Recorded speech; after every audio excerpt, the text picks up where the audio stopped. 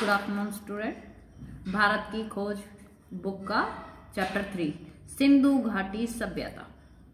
सिंधु घाटी की सभ्यता के अवशेष हैं जो कि सिंध में मोहनजोदड़ो में और पश्चिम पंजाब में हड़प्पा में हैं और ये बहुत दूर तक फैले हुए हैं। उस समय जो इनका फैलाव था, जिनमें पश्चिम काठियावाड़ से लेकर पंजाब के अंबाला जिले तक था।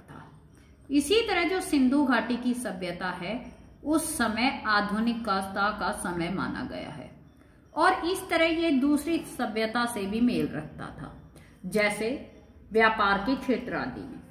इस सभ्यता ने जो है फ्रांस, मोसक्को, मेसोपोटामिया और मिस्र की सभ्यताओं से संबंध स्थापित किया। किसके लिए? व्यापार के लिए। जो वहां पर रोड थे, उन पर बहुत सी कतारों में दुकानें होती थी, छोटी छोटी, और लोग जो भी सामान चाहते थे वहां से खरीद सकते थे। खुदाई के बाद जो है, उस समय लोगों के खान पान, रहन सहन, पहनावे आदि के बारे में जानने को हमें मिलता है। उसके बाद आर्यों का आना। आर्य किन्हें कहा जाता था?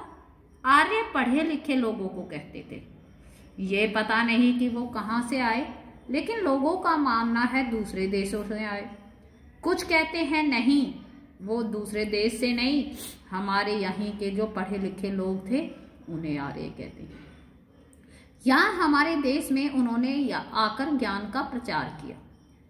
पुराने जो अभिलेख थे, धर्म ग्रंथ थे और पुराण, उससे पता चलता है कि हमारा देश जो था आधुनिक था, तथा दूसरे देशों से शिक्षा भी लेते थे हम, और दूसरे देश जो हमसे वो ग्रंथ भी यहाँ शिक्षा लेते थे। यानी हम दूसरों को शिक्षा देते थे और वे हमें देते थे, तो आपसी शिक्षा का तालमेल था।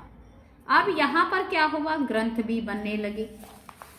आर्यों के मुंह से एक पहला शब्द निकला वेद, जैसे ऋग्वेद, यजुर्वेद, सामवेद, अर्थवेद। वेद विद धातु से बना है। इसका मतलब क्या होता है? जानना, किसी भी चीज को जानना। वेद जो है अपने समय के साथ ही ज्ञान का संग्रह करते थे, लोगों के रहन सहन के बारे में, कार्यों से प्रेरित करने आदि का काम करते थे। लोग भगवान पर यकीन करते थे, लेकिन परलोक में भी यकीन करते थे।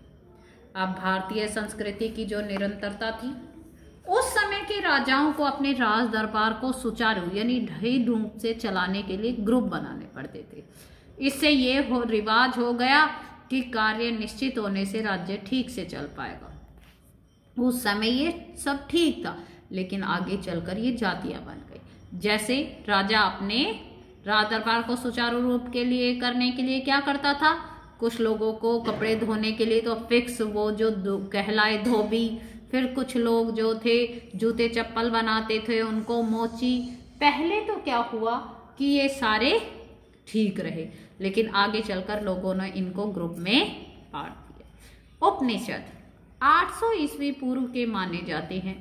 कहते हैं उपनिषद 800 ईसा पूर्व से पहले के हैं। ये अंधविश्वास, जादू टोने, इन पर यकीन नहीं करते थे, बल्कि परिश्रम पर जोर देते थे। इसने सिर्फ मेहनत और कर्म पर ही जोर दिया। इसमें एक श्लोक के अनुसार आगे बढ़ने पर ही जोर दिया गया। वो कहते थे हमेशा आगे ही बढ़ो।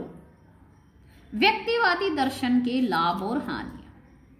हमारा जो शरीर है स्वच्छ हो, स्वस्थ हो, स्फूर्तिवान हो, अनुशासन में हो, तो सब कुछ ठीक है। शुरू में जो राजाओं ने कार्य विभाजित किए थे, उस समय के लिए तो वो बहुत सही हो गए, लेकिन बाद में इसने जाति प्रथा का रूप धारण कर लिया। अब लोगों में ऊंच नीच का भेद होने लगा। आर्य जो थे हमारे यहाँ ज्ञान का प्रचार करते थे और उन्होंने इन लोगों को आपस में जोड़ने का भी प्रयास किया, लेकिन जाति जो व्यवस्था थी वो बढ़ती ही चली।